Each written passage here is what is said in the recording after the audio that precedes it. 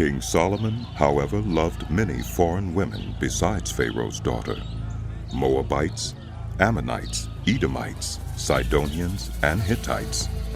They were from nations about which the Lord had told the Israelites, "You must not intermarry with them, because they will surely turn your hearts after their gods." Nevertheless, Solomon held fast to them in love. He had 700 wives of royal birth and 300 concubines, and his wives led him astray.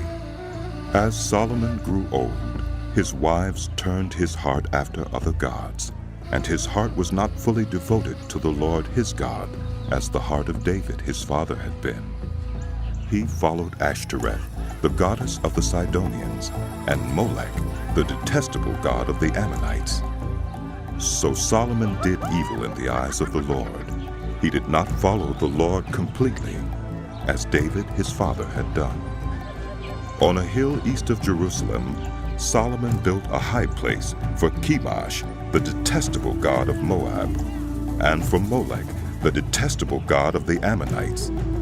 He did the same for all his foreign wives, who burned incense and offered sacrifices to their gods.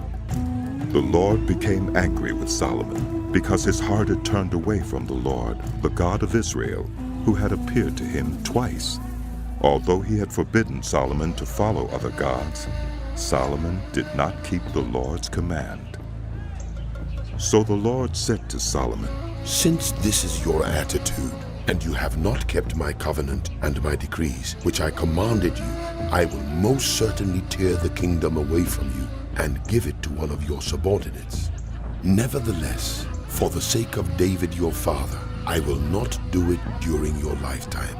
I will tear it out of the hand of your son. Yet I will not tear the whole kingdom from him, but will give him one tribe for the sake of David my servant, and for the sake of Jerusalem, which I have chosen." Then the Lord raised up against Solomon an adversary, Hadad the Edomite, from the royal line of Edom. Earlier, when David was fighting with Edom, Joab, the commander of the army, who had gone up to bury the dead, had struck down all the men in Edom. Joab and all the Israelites stayed there for 6 months, until they had destroyed all the men in Edom. But Hadad, still only a boy, fled to Egypt with some Edomite officials who had served his father. They set out from Midian and went to Paran. Then, taking people from Paran with them, they went to Egypt, to Pharaoh, king of Egypt, who gave Hadad a house and land and provided him with food. Pharaoh was so pleased with Hadad that he gave him a sister of his own wife, Queen Taphanes, in marriage. The sister of Taphanes bore him a son named Genubith, whom Taphanes brought up in the royal palace. There Genubith lived with Pharaoh's own children. While he was in Egypt, Hadad heard that David rested with his ancestors, and that Joab, the commander of the army, was also dead. Then Hadad said to Pharaoh, "Let me go, that I may return to my own country." "What have you lacked here that you want to go back to your own country?" Pharaoh asked. "Nothing, Hadad replied. but do let me go."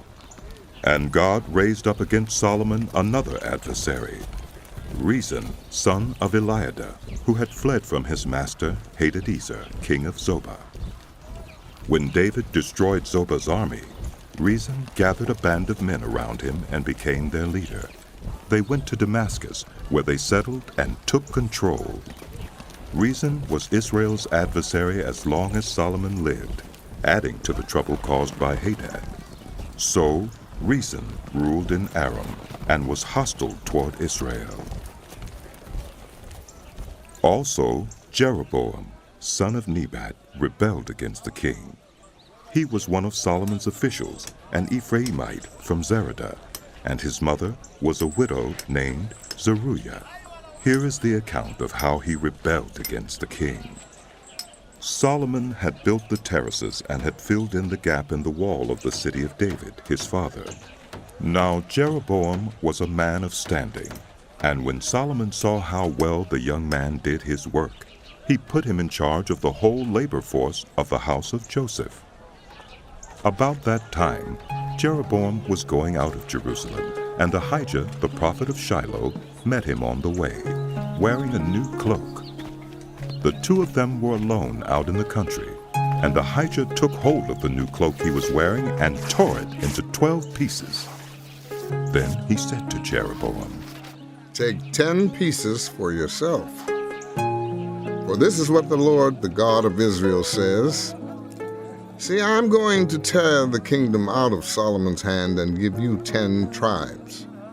But for the sake of my servant David and the city of Jerusalem, which I have chosen out of all the tribes of Israel, he will have 1 tribe. I will do this because they have forsaken me and worshipped Ashtoreth, the goddess of the Sidonians, Chemosh, the god of the Moabites, and Molech, the god of the Ammonites, and have not walked in obedience to me, nor done what is right in my eyes, nor kept my decrees and laws, as David, Solomon's father, did.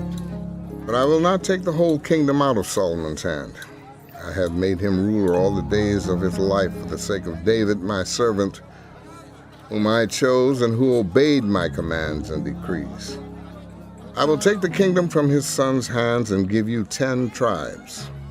I will give 1 tribe to his son, so that David, my servant, may always have a lamp before me in Jerusalem, the city where I chose to put my name. However, as for you, I will take you, and you will rule over all that your heart desires.